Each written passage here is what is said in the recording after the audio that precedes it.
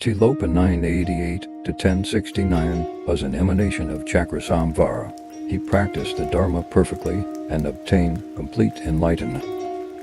Tilopa was not able to see the supreme nirmanakaya emanation of the Buddha Shakyamuni, who passed away many centuries before. However, the dharmakaya is replete with the unbelievable power of compassion, which manifests continuously to all sentient beings. Tilopa had direct experience of this dharmakaya aspect and received all the pith instructions of practice directly from the Buddha Vajradhara. Because of the obscurations, sentient beings are not able to perceive Chakrasamvara directly. So Chakrasamvara emanates as an impure being born among humans, so he is visible to human beings who need to be taught about how to gain liberation.